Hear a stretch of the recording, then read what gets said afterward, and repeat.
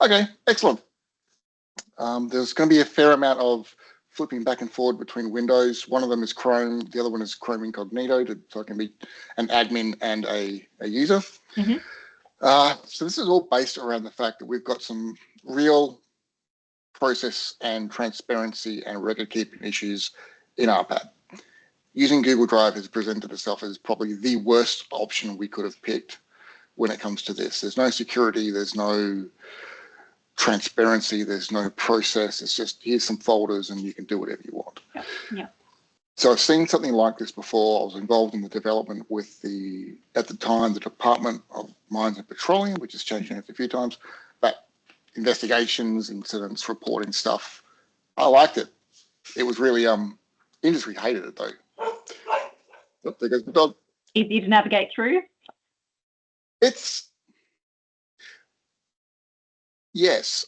Well, it's easier than Google Drive. You're wondering where the hell something is. So, all right. I haven't shared my screen yet, have I? Nope. And the big reveal. It's me. Oh. Okay, so this is the ARPAB. Yep, government. Yep, cool. Got yep. Accreditation and governance management system for radiation protection professionals in Australia. Let's go through the whole thing. Let's register as a candidate first. So I need an email address. I hope this is going to work and not go, oh, you've already got one. Here's my Dean, Crouch, password, which on this site is always password 123. Very secure. Yeah. Oh, I didn't like it. God damn it. Okay, we're going to change that around. I'm already a user. So Dean at you. That password is not password 123. So they log in and they've got an account. They can get to this. Top, you've got home. The CPD portal is really important, but we will get to it. An application. So right now they're just a user on this site. They are nothing of any consequences yet. When you go into accreditations and applications, you can see all the accreditations that you have either done and had approved, in process, or rejected or revoked. So if somebody wants, they can just bail out of this. Now this one's been finished. I've left it open so you can actually apply for the same accreditation again. That was accidental. The reason I'm going to stick with it though is that if somebody doesn't renew their accreditation, we might actually want them to sit CRSA again. We can just say, well, too bad, you didn't do your 5 years, you didn't pay us money, it's been 5 more. Yeah, go through the process. Shouldn't be hard, you've done it once already. So they start a new application. This should have, yep. So CRSA, CRSE with version numbers. Again, at the moment, you can actually pick CRSE without a CRSA behind you. I'm leaving it that way just while we're playing around with it. Oh, and you get this all the time as well. You have unsaved changes. So my title, not yet, but I like the sound of it. We already know some stuff here, so we're not asking for it. 14, 11, 1978. Holy cow. Yeah. Oh, okay, I have to change these titles. Residential address, 3, Birch Grove Place. Where the moon? Quick question, what application are you using? I made this from scratch. What?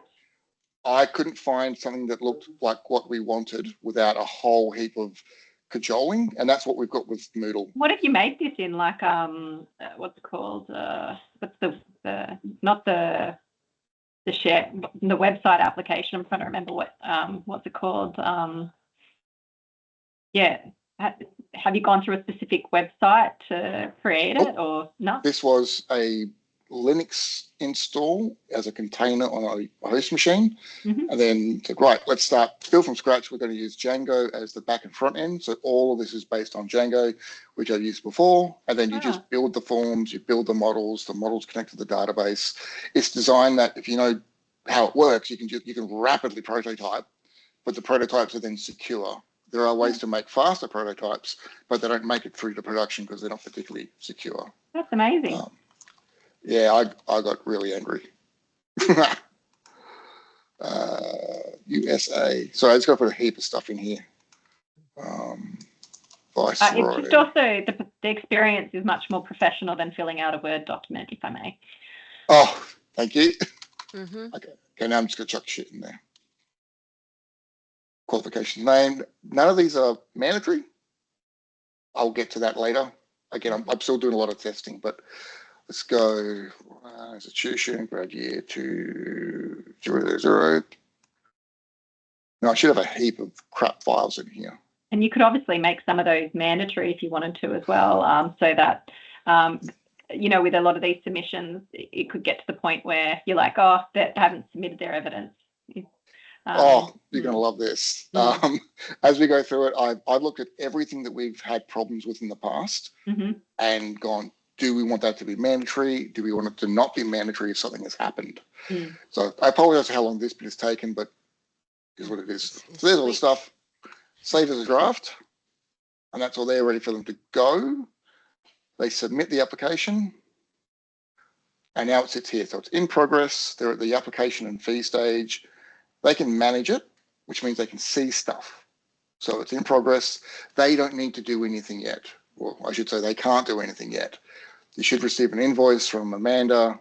Once that's paid, you will progress to the next section. They can also see a lot of the stuff that they've uploaded. So if 20 years from now, or 10 years from now, when they have to reapply, they can actually use all the same documents. That then brings us to the admin section. So I'm going to log in as a board member at arpab.gov. And that is so that it doesn't accidentally go anywhere yet. I haven't built anything for email notifications, but I absolutely will. So this is John Boardman. He's a board member. He gets a very different interface. So he can still see my applications. He can still see the portal, which we'll get to, but he has that governance tab and it's yellow so he can see the difference. While we're here, total registered users. This is everyone who's got a user on this site, who's accredited for what, whether they're active. You can deactivate them. You cannot deactivate yourself, and you shouldn't be able to deactivate the admin, but apparently can. So at the very top, we've got God mode system administrators, but they're not really God mode because they can't vote. So there's a whole voting system that they can't participate in. Board members can obviously do that. We've got examiners who are kind of like board members. They can do a lot of stuff, but they also can't vote. Accredited people, candidates, and then expired accreditations. So if someone logs in and they haven't got a accreditation against them, they are just a candidate. Once they're accredited with any sort of accreditation, they become that. And I had to build this one in, which is if you let it expire, well, you're expired. And you can create this hyperlink to be embedded on the website for ARPAB or something like that, yeah? Or would you email it out? So I'm just thinking with the some of the CO. We'll see. I've got a lot of scope around this, but I mean, if you go to like assess.arpab.org.au, you'll get our main page, but there's an assessment bit, and that should bring you here. Yeah. So we're using the same portal for everything. Everything, yeah. Yep. So registered users, total applications, and because you're looking at it, there is a members at risk for CPD. That is, everyone is in a renewal cycle. That's a new term. If they haven't got pro rata as many points as they need for their 5-year process, they are at risk, and we can actually follow them up and how many votes are open. On the left, we've got board voting. So these are all the votes. So some are closed, been approved, the closed date, what my vote on it was, in this case approved, and then you can view it. We'll get to that.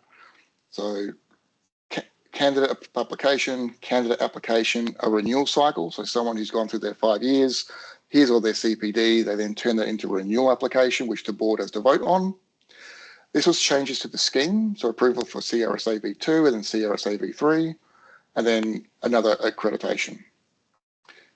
So I'm going to go back to governance, document repository, constitutions with versions. Oh, I thought you'd like that one. Yeah.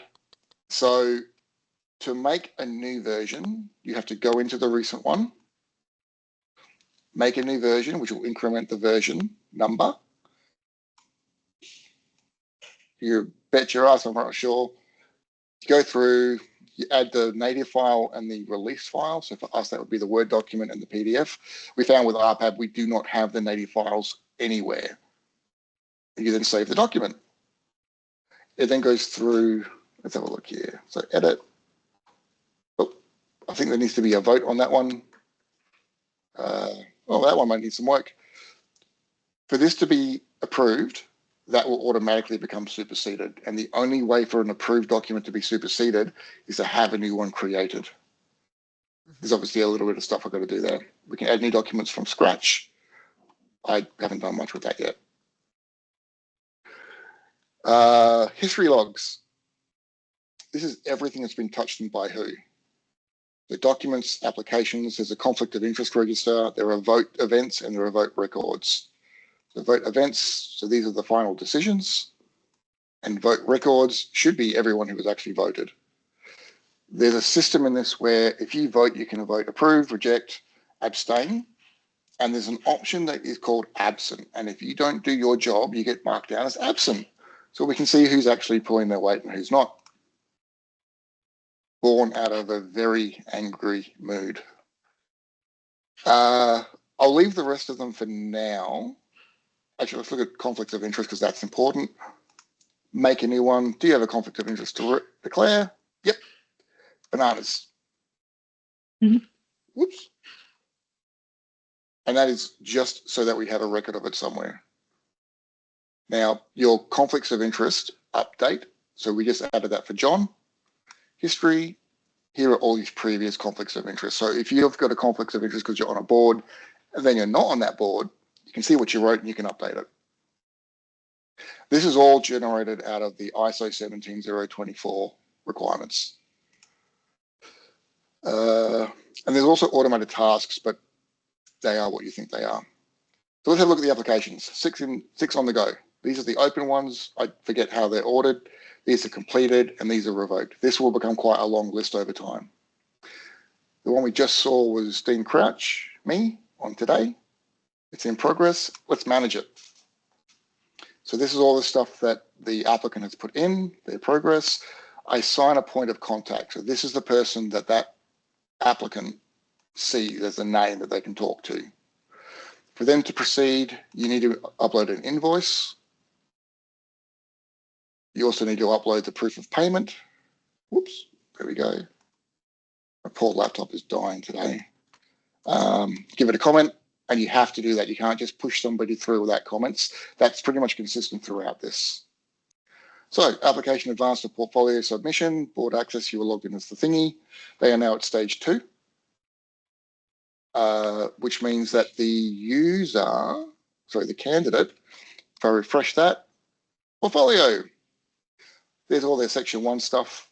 Now here they can just upload evidence. I don't mind too much how we use this. I would very much like to see things.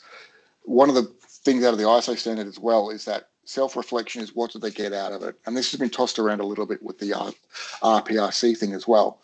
Giving me a receipt that you attended a 1-hour training session doesn't mean anything. I want to see what they got out of it. Like I learned about, stats or something like that. Something that when we assess this, we can say, well, I can see how that makes sense. What's the ISO standard again? That's the one for accreditation bodies, is it? I'm sorry? Well, what was the ISO standard again? ISO 17024. Always tell someone looking at a standard very quickly, they got off the top of their head. That'll be behind a paywall, and I can get you a copy of it. So there, we've uploaded one. I saw something funky in that form I've got to fix. And they're actually under no obligation to fill these out. Obviously, it helps if they do. So let's go one here. What I'd like to do is just save that for later. Now I've got one here that's submitted and one that's open as draft. If I go back in as an admin, I can actually see what they've uploaded, which gives them the option to contact the point of contact and say, look, I've updated this against, regulatory framework. Can you tell me if it's any good? And that person might turn around and say, no, shit. in which case you can go and add something else up. So it's not a, send it and hope for the best. You can actually go back and forward with the people who will be assessing this. I don't think we have that at the moment. I don't think. Anyway, at any point during this, like if let's say they just add one great big zip file or whatever it is they do, they can go to the admin person and say, I'm happy with what I've uploaded. Can you just push it through? Oh, update. Now, the administrative action, I think this can be any board member, definitely the admin. I don't think an examiner can do this, but they can put in a reason in there. So reason, advance to the next stage. No successful online examination found, because they're now at the exam stage and we haven't done that yet. So down here, I'm really proud of this. So I want to go back to the user quickly to show you. So this is all approved now. They can just go for it. It says they're at the exam stage. Please liaise with your point of contact about setting an in-person or online exam. If an online exam is available, it will appear here during your examination as discussed with your point of contact. And this is the person that we've attached to it. Okay, so if for whatever reason somebody wants to do this by hand, they have to upload that exam and marking document. They got it, like if that's how they choose to do it, good for them. If we have a successful exam though, and only a successful one, this becomes non-mandatory. Put in a comment, exam went great, and they're off to the next section. I'm not going to do that yet. I want to show you this. So in the back, there's a whole exam process. I was thinking about Moodle and how much overkill that is and how clunky it has been to use for the very, very small amount of features we need. It was quicker to make it again in this than to write a procedure for that. So there are question types, multiple choice. Yep. Have you been spending any money on this, or is this just all self-generated anger motivating you? All the above. Have you pursued any of these products, or is it? I mean, this is all my IP, right? And we'll probably cover that at the end. So there are different exams. The exams have sections, and then there are question types. The question types are multiple choice, multiple answer, short, and long, and that's it. I'm leaving it as that for now. If you generate a new online exam, I want to do it for the Certified Radiation Safety Advisor exam. I've left scope here that if we only want section 1, section 2, or section 3 because someone's failed it, we can do that. So we generate it. I don't have a lot of questions in here. So while it says that I need 25, there's only 2. So randomness will be awfully limited. Now it's generated an exam with the date and the person. Every time this generates an exam, it keeps a copy of what that exam is so we can go back to it.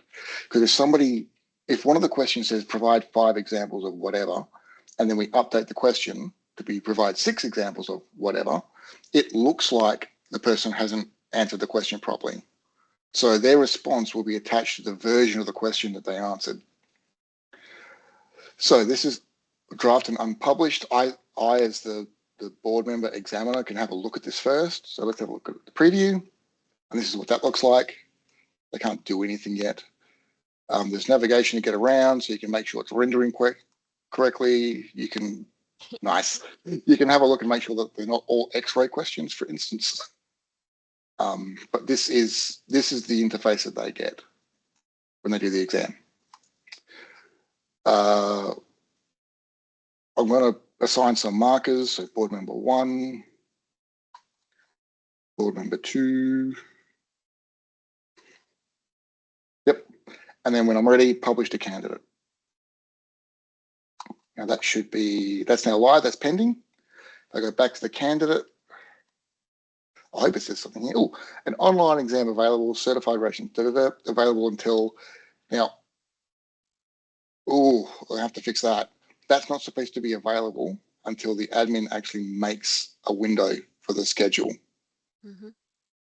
So you might say, you'll be emails and stuff back and forward. You might say, right, let's do it today from 4 till 6 p.m. Save changes. And that's now start and end. You can change that schedule mid-exam in case for whatever reason there's a technical difficulty, because we've had that before as well. So your person would be in this page, your admin would be in their page, wherever they are. You hit take exam now, and you're straight into it, telling you how much time you've got left, which is not rendering properly. I'll have to fix that. So question 1, I know the answer to this. You can flag them for later, you can clear responses, you can save response.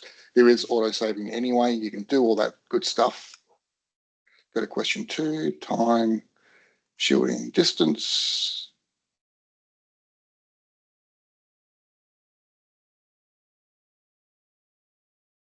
Save response, and when you're done, review, submit, finalize, and now your exam has been successfully submitted. So it's still in progress at exam stage. Online exam submitted, certified region, you submitted your exam or whatever date is currently been marked. So we go back to this one.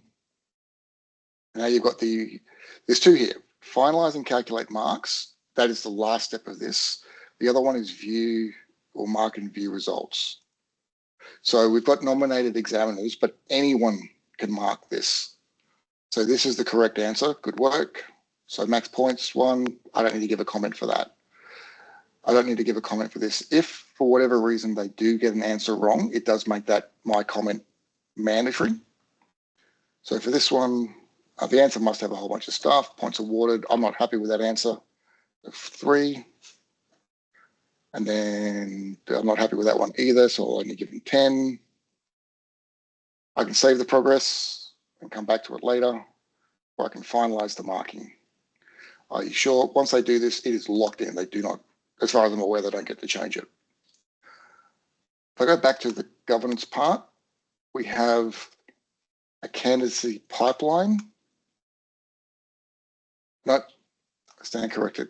I've made so much, I've lost track where everything is. Examination management, sorry. Awaiting manual grading, exams in progress, exam templates, so on and so forth. So you can view grading queue. This is everyone who's waiting for someone to do something with regard to an exam. Now, obviously anyone can have a crack at that.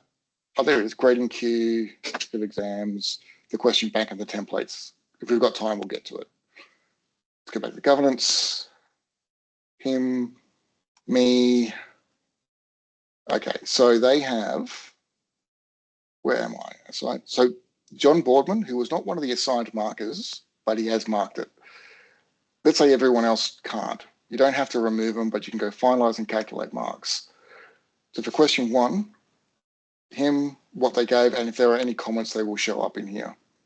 So we can see, like, it'd be question 1 and then examiners and then examiners and then examiners, then question 2. So you can see what every marker has put in plus their comments, and then come back later. Like if you're the one who's going to finalize it, you can just put in whatever you want. But there's still a record of, if I said it's worth 1 out of 10 and you've given them 10 out of 10, we can still go back and figure that out and go, hey, hang on, I don't agree with this. They're ready to calculate the final outcome, you bet. So exam has been manually reviewed and finalized. Final outcome, failed. So the requirement here is 70% in all 3 sections. That is something you can change. You have the option of generating a new exam, which they have to do, which I want to go through really quickly. That's all done. Published a candidate, done. I'm not going to assign anybody. Edit schedule, I want to do it now. 00, 00, save. So what they'll see at their side is that, it's disappeared. I thought they would see like the failed one and then they get another one. Take exam now. Time, shielding, distance, 130. You guys are still there, right? Mm-hmm. Yes. Okay. Yep. All right. Finalized submission. Right, so again, it's back to be marked. We go back to this one. There's their failed attempt. Here's their new attempt. I'm not even going to mark it. I'm just going to go straight to finalize. But that doesn't mean you have to manually input every result yourself. But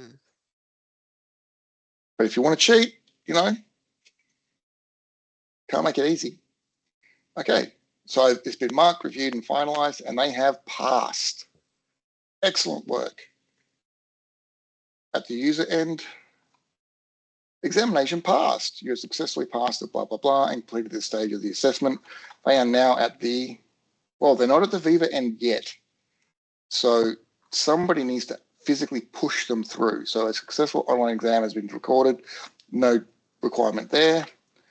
Exam went splendid. Can't spell splendid. Splendidly. Advance to the next stage. Now they're in the Viva. So the only thing to this is you organise the time, they provide a document, and you go for it. We have had issues with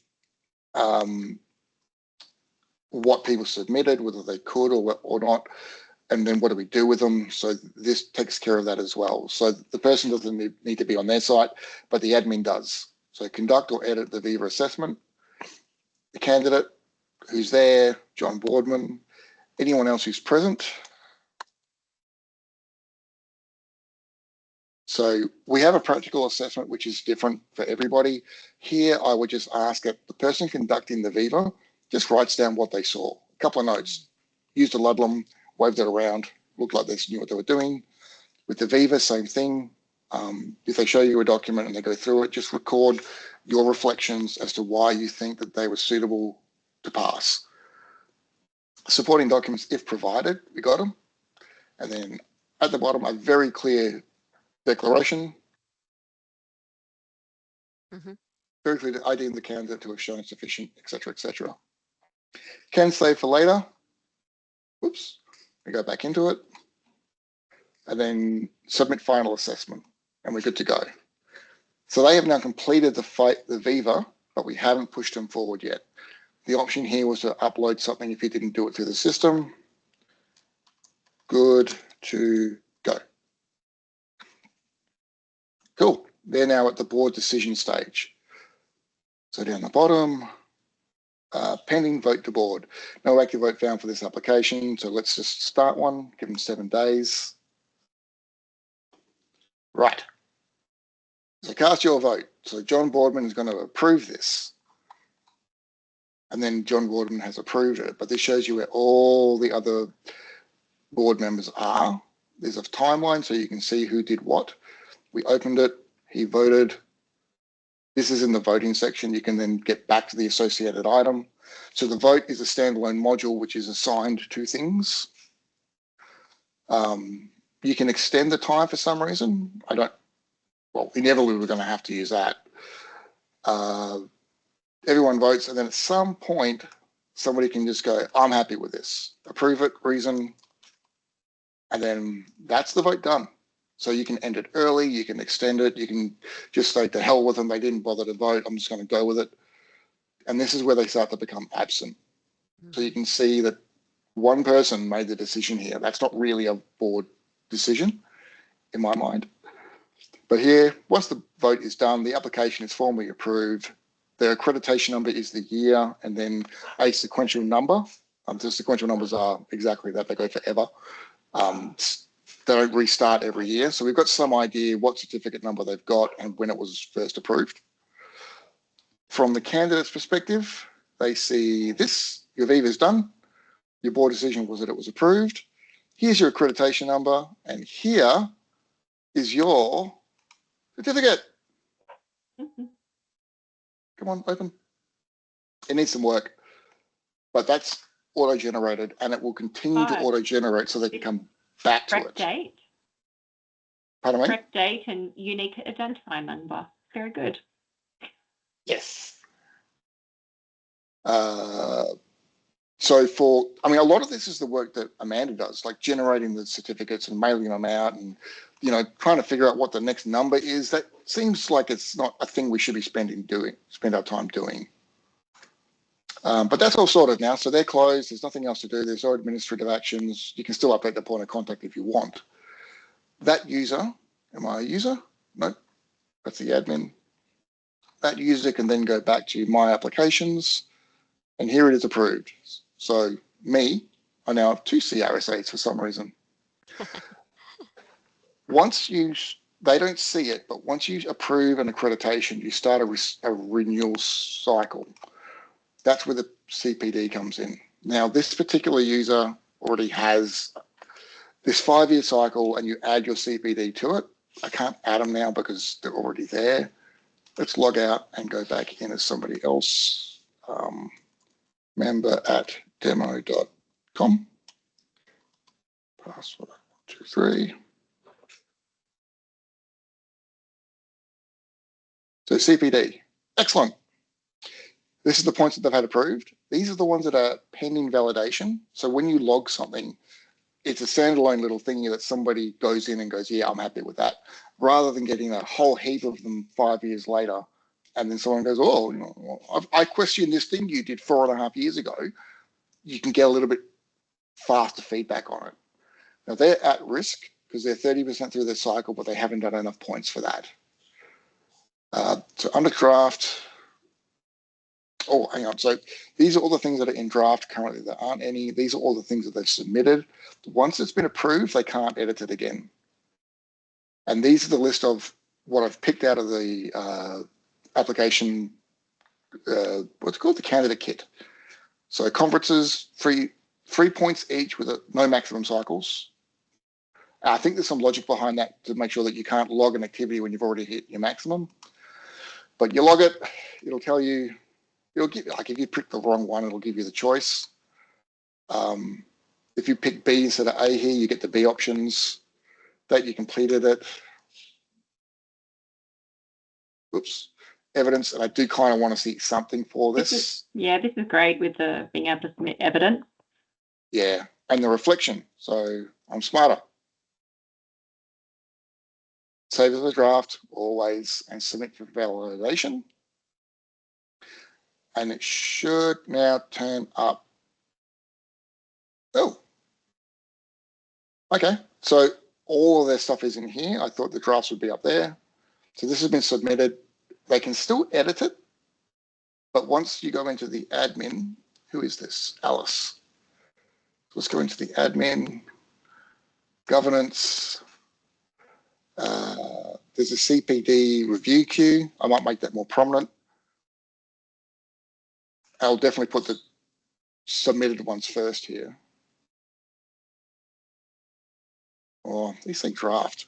Don't like that. Let's go back to Alice. And all statuses. Oh, okay. Well, got a problem. Right, that's going to need some work. Who remembers what I just added? CPD, but not the specific. I think it was this one. So we can see all the draft ones that people have submitted again, so they can say, I'm not sure about this. What do you think? And we can have a look. They submit it. We review it. So this is what they added. I'm smarter. Found it. View the uploaded evidence, which in this case is just a Word. And then you just approve the points. I'm not getting too complicated with that because it's a single CPD item. My expectation is that we will regularly go through these and say, hey, we've got 15 of these. Could someone have a look at it?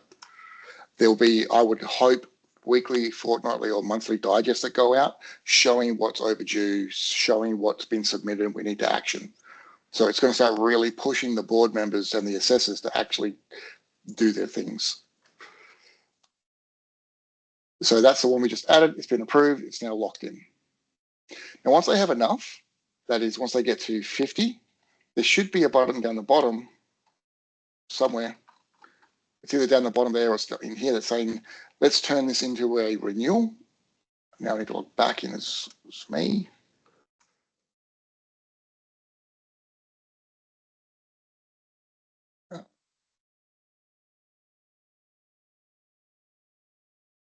Yeah.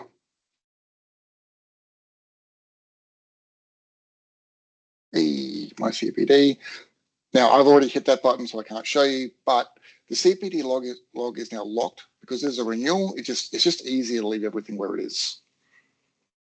So let's have a look. What have they submitted? Oh, they can't now. So that's locked. They go to my applications, they go to my CPD portal. Oh, okay, they can't actually see the renewal that they've submitted. I might fix that. That's a bit crap. But for the governance renewals, we should hopefully turn up. Hey, there's me. So this has been submitted. The point of contact again is John Boardman. We've got 2 active cycles. That's every accredited person who is in a renewal cycle. How many of them are at risk? And behind means you're not at risk yet, but you're getting there. We can review and vote on this. So here's all the stuff that's been updated. Review pending isn't review of the CPD, it's review of the renewal. Again, the board gets to vote on this. Some of them have, John Boardman has. We can just override this because we want to. One of the things I need to add to that is you may have noticed it didn't actually give you a choice to override with rejected. That needs to be put in there. But once that's done, the board decision has been made, a point of contact, we've initiated, that is now done. The renewal, once the board has made their decision, the renewal is done. I don't have anything coming out of this. Like I don't have a proof of renewal, which I should probably add to it. But if I go back to Dean, all that is open again because there is a renewal behind me. I'm not in a renewal cycle that's been reviewed and I can just start adding stuff. If I go back to my applications, oh, damn it. Somewhere around here, where is it? Oh, here we go. I'm sorry, it's on the home page. So the homepage for the user shows a bunch of stuff. So where they are with their CPD, where they are in their renewal cycle, the applications they've got, examinations. So we can look at the certificates here. We can view the details of the renewal once it's been done. They don't get to see who voted what. And that's pretty much the candidate side of it. I'm just mindful of time. If we spend a few minutes in the governance, you've got some idea how the voting works now. There's a lot of logic behind that to stop things happening that I don't want to happen. The examination is probably the big part here. So you've seen the grading queue. Monitor active exams is probably unnecessary. We've got manage exam templates. So right now I've just got the one. You cannot change this once it's been approved. You can deactivate it, but only if it's superseded. The only way to make a change to this is to go into it. Oh, it's not what I think it is. Oh, we have sections here. Without a section. So name, test, order, where it is in the order of the things, or 4, I guess. Category, you don't have to add a category, but these are the allowed question types: multiple choice only, multiple choice, multiple answer, short answer, long answer. Passing percentage, I want to get 90 on this one. That's long answer.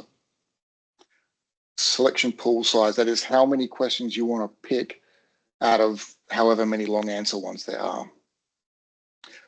And how many do they have to answer of that? So that leaves it open for our CRSA section 3, where we've got 5 questions, and I've got to answer one of them. We'll save that. Excellent. I really thought that was under a bit more. So the exam templates you can change to your heart's content. What you can't change are the questions. Yep. But you get the idea. We've seen a little bit of this already. If I go back to the template list, there we go. I can make a new one for the CRSE. Go back to the exam dashboard. Let's look at the question banks. Multiple choice, short answers, long answers. So this is a question in version 2. Inverse square law is the title. The assessment objective. So what are we actually trying to assess with this? We can go in, multiple choice. The question is this, the options are that. Here's the correct one. Here's the version before it. I preview that so you can see what it looks like when they get it. Edit question details. So there's a question and there's the question version. The question itself is the title. Obviously that doesn't change. You can make new revisions. Actually, I stand corrected. You can change it. but it's still linked to all the previous versions. You can give it a category. So if we want to make sure that we don't give too many of the same category questions to somebody, and the learning objective. I think the learning objective is really important. So, what we're actually trying to gauge from the person, like what do we actually want them to do? So this is a version for me to, you'll notice I can't do anything to that. Like I can't make it superseded. I can't do anything. I have to add a new version. So I'm going to leave everything the same. I might change marking guide. This is what it is for now. If it looks better like this, you hear me tapping furiously, it's telling you that the option one is text. The text for it is B 300 microsieverts an hour is correct equals true. That's it. We can do the same if you put this in and then you make it a more than one of them are true. It automatically knows that it's a multiple answer question. You don't get this for long or short answer questions. I want to add test on that so you can see the change. Save the version. Excellent. We now have a new version in draft, which you can preview, you can edit, or you can activate. Are you sure you want to activate version 3? Once activated, the question can no longer be edited. Yep, let's do it. That is now active. Version 2 is now superseded. If I give the exam again, they're going to get the version 3, but all the people who did the version 2 will, when they go look at their stuff, will see this. So from an auditing perspective, we've always matched the answer to the question, no matter how our versions change. So the question bank, and then we just fill this up, right? I hope that I've made it significantly easier than Moodle. Moodle was turning out to be quite problematic. Knowing the people that we have doing this, like not everyone's got the time to go learn a whole new platform for fun. So that's where we ended up with that. If I go back to governance, is there anything I've missed? Open votes you've seen, renewals. Oh, categories. So in here, this is the CPD categories at the moment. These are the CPD categories at the moment. I'm not sure these are editable as yet. It looks like they are.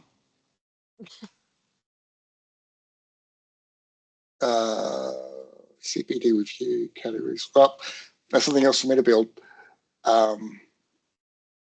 And certification schemes. So where's a good one? So CRSA V3, this is the one you've just been working on. So these are the core competencies. There's no assessment rubric for that. The board decision and voting on that. So what's not in here? So every exam has the same sort of section. There's a competency section which we can edit. There will be an exam. There will be a Viva with a practical. Now, if we choose not to use them, we just make a comment that it's not for that particular scheme and we move on. But it was a lot easier just to have it there and give people the option to skip it than to pick and choose. That was just becoming difficult. So I won't start a new version, but we'll have a look at one. So here is, where's it good about? That one's approved, draft. Right, so version 3 is active, version 4 is in draft. I can view that.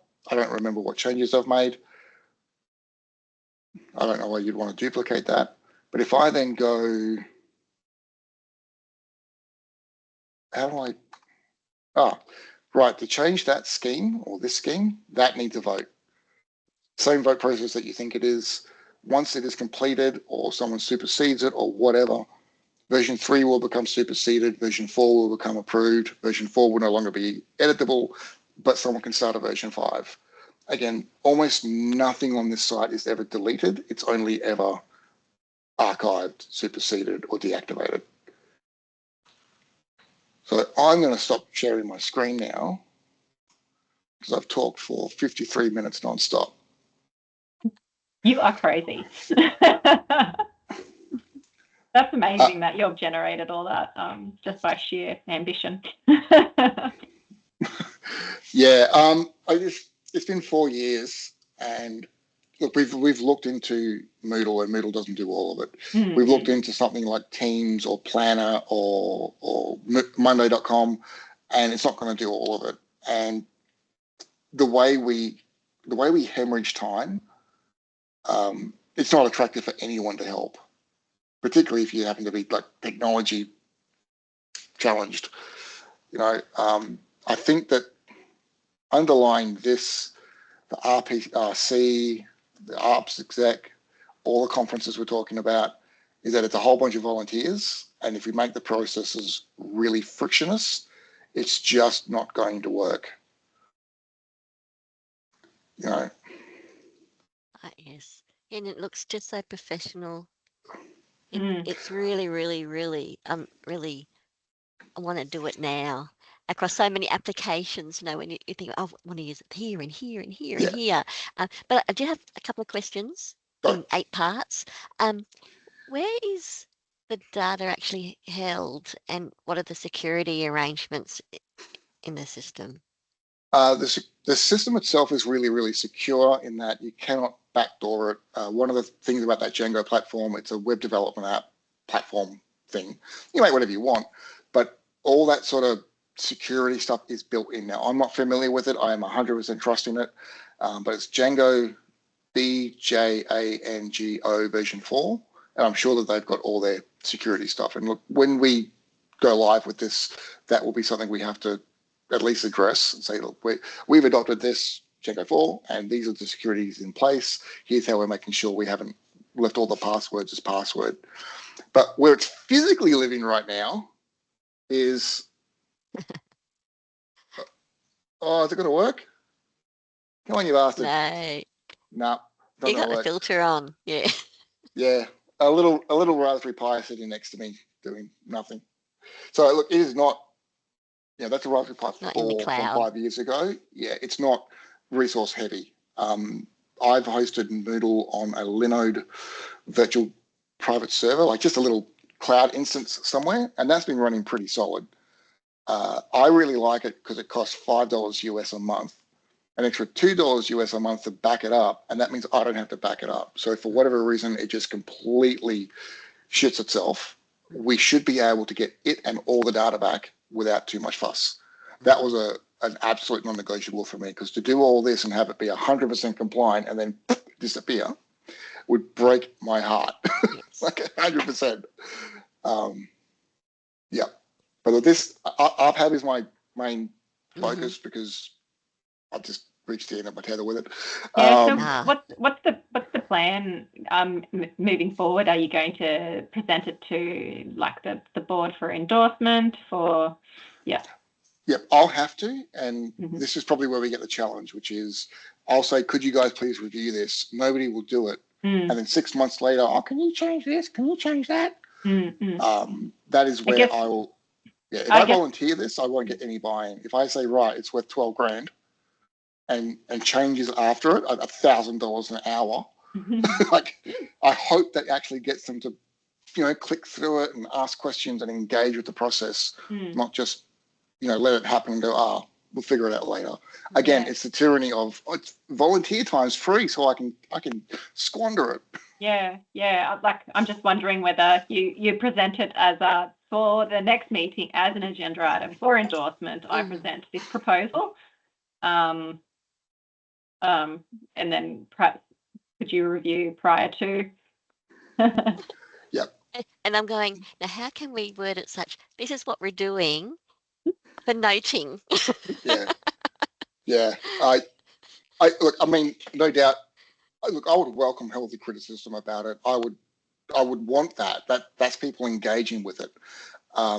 Navel gazing and edge cases that, what if this happens? Like, well, will it happen? No, well, we're not talking about it. Like this, we get bogged down in the details of things such that we don't move forward.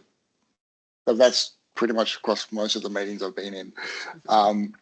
If there's an alternative to this, I'm more than happy to hear it, but I'm fairly confident there won't be. It's fit for purpose. It was built for this. It should. Yeah, that's exactly right. No, that's what I'm saying. It's built, and I'm having a bit of it took us about 15 years to get a licensing database here with paid with lots of zeros on it, and it looks better than what we've got. And I had one other question. So if you drop dead tomorrow, and this is live and it's all being used, but you drop dead, What does that mean in practice? Will we So have someone with the quals that can amend and do stuff? Will we have that Yep. detail? So there'll be 3 manuals. There'll be the user manual, like the candidate manual, so they can see what happens, and there'll be gaps where it just says, right, this is now in the board's hand. You're out of the story. There'll be the board or assessors one, which is like everything, but there'll also be a recovery manual, which is where is everything, what has been used to build this, what's linking to what, because it was a very steep learning curve. I loved it. But it was a learning curve. So I am assuming that if I'm dead tomorrow and this doesn't work, Matt needs instructions to rebuild it from wherever it is, usernames and passwords, where it's hosted, all that sort of stuff. When we looked at the ARPAB website to just update the list of accredited people, it took a month to find out who had what. Oh, wow. Yeah. Yeah. So I am trying to leave these things around the place. I think there's a folder under ARPAB now, which is, I think it's called website, where I've just put instructions to, do things like update the accredited persons list, or where if I've installed a little plugin, what it's for and what it's doing, because, they're free and they might break stuff. Just stuff like that, because we have a really bad habit of leaving breadcrumbs for ourselves or for others. Again, it's one of those hemorrhaging away volunteer time because it doesn't cost you anything. No, yeah. But yeah, you're crazy. It's an amazing piece or body of work, Dean. Thank you. Yeah, It is really good. yeah, and you definitely ARPAB definitely need to move away from hard copy paper documents and electronic record keeping system. So yeah, I acknowledge the complexity of Moodle. So yeah. It was a great idea at the time, but the more I used it, the more it's like, no, this is not right for us. This is for University of Adelaide University. Sorry, this is not for ARPAB. But yeah, look, this is not a useless skill set. Like, this ports really easily over to the RPRC. I don't know how to make it work for ARPS. I think there's already stuff in Wild Apricot for that. I don't know enough about the ARPS management, but the ARPS management isn't held to an accreditation standard, and I think that's. I didn't show you that. Hang on. I am still recording, right? Yep. Share the screen. So every meeting, we scratch around to figure out who's done what and what's going on and stuff like that. I made a report so you can generate this whenever. How many registered users, how many accredited people, how many in the pipeline, application fee status, like people who are in the application fee, portfolio, examination, so on and so forth. Recent accreditations, so me. This is in the last 3 months, in the last 12. Obviously, they're all been the last week. CPD compliance, so how many are on track, how many behind, and how many at risk. And if they are at risk, who are they? Renewal monitoring, so we've got 3 people in the active cycle. That number should always be the same as that number. Nope. Accredited professionals. The reason why you're seeing 3 instead of 2 is I think one of them is a CRSA. I don't know, I need to look into that. All of our government documents that have been put into draft or approved. So if we're moving things along, we can see what's happening. Open votes and decisions made in the last 12 months. So the board decision for application, approval of CRSA. So if somebody was to audit us, well, I love how that's off the screen. If somebody was to audit us, we can tell them exactly what we have been doing. And there is a paper trail for all of this paper.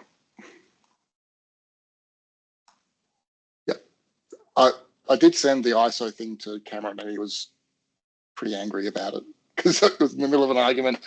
But if we want to go to the Australian regulators and say, ARPAB is really good, ARPAB is robust, you can't measure yourself against yourself. It needs to be against something else. And I haven't found anything other than that ISO standard. And I only learnt that when you started looking into the RPC UK stuff. Yeah, that ISO standards are really great. A great pickup. There's an Australian standard version of it though, isn't it? Yeah, I'm pretty sure. There's ISO, because I think I did have a look at it a while back, and I was able to get access to the Australian standard version of it as well. But it's obviously like for like, but it's a great thing to actually add on to the website when you get there, is to say we're benchmark against the ISO standard too. Yeah. And that 24 grand that we've got, we can spend it getting a third party into auditors, so it looks fantastic, because that takes us from what I would right now consider to be miles behind RPA and SRP's chartership to potentially in front of them. Mm. So I guess all I would say is we should look to submit a proposal. So that's it. You've got options. So with these proposals, you go, option 1 is this product. Option 2 is obviously Moodle, pros, cons, complex, has functions beyond need, blah, blah, blah. And we recommend option 1. I guess with this activity, would you like assistance with putting up that formal proposal of these are all the options, option 1, 2, and this is what we recommend? Or how would you like to proceed with? I would definitely like to proceed that way. I think it needs more than just. I've pushed a lot of stuff onto the board, and I think I may have run out of grace on that one. But I think your one's much more user friendly. Like, it makes sense. Whereas I know even with Moodle, like I'm on it on a weekly basis, trying to figure out what tutorials I'm on, it is hard to navigate through. So I can definitely understand, and the only solution I could think of was there's someone behind it that is a complete whiz and really locks down everyone else's view to make their life easier. But I'm sure the board wouldn't be appreciative of a system like that. Whereas that kind of works at a university where you've got a whole entire admin office.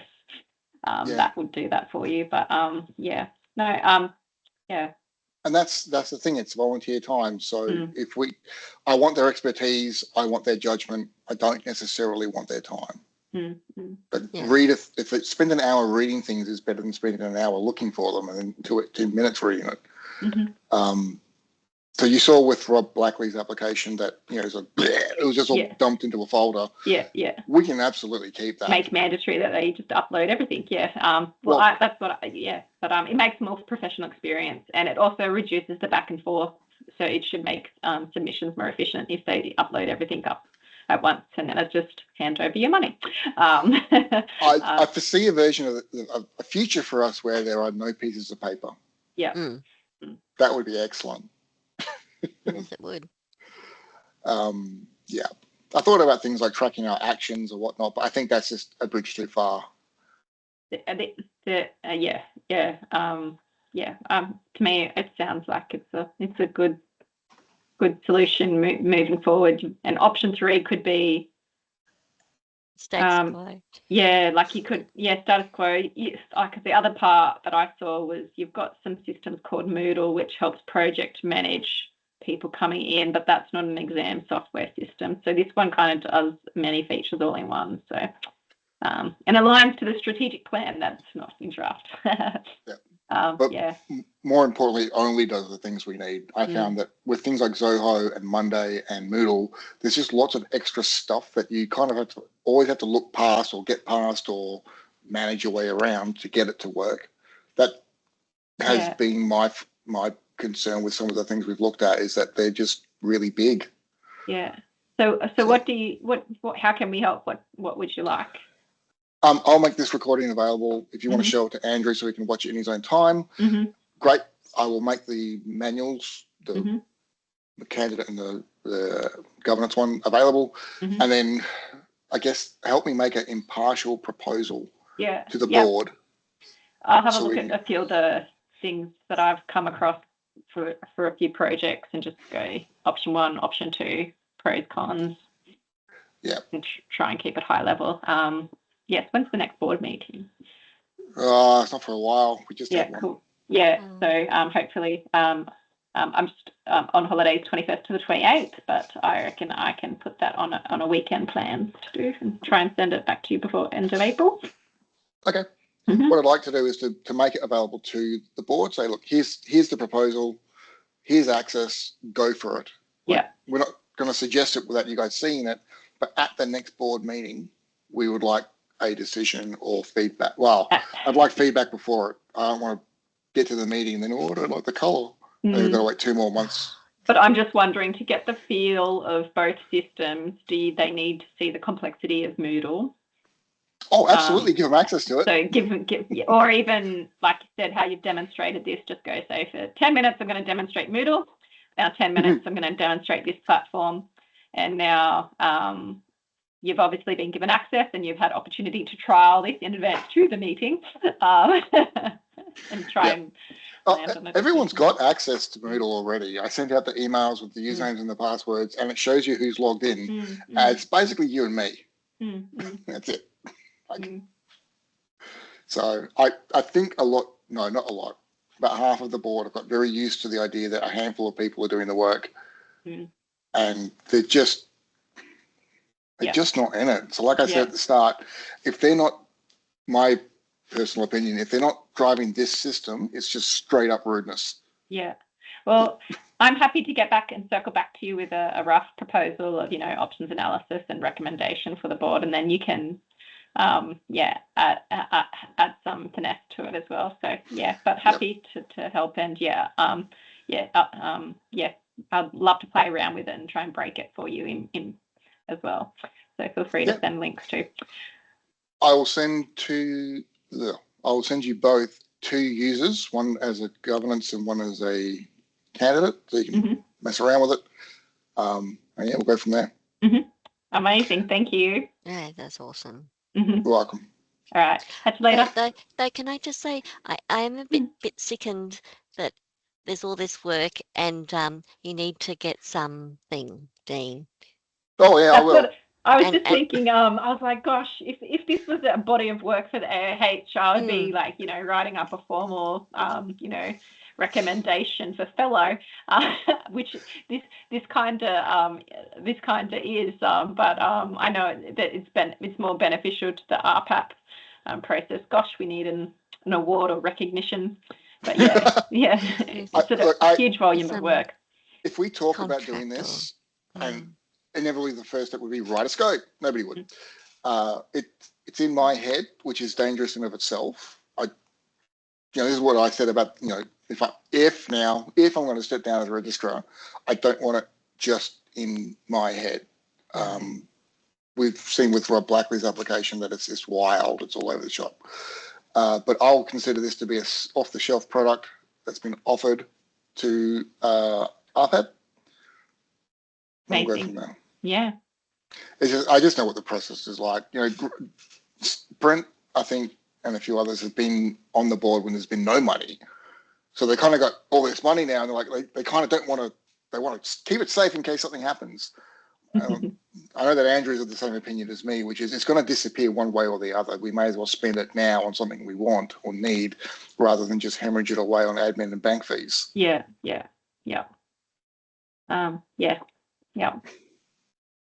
Cool. Okay.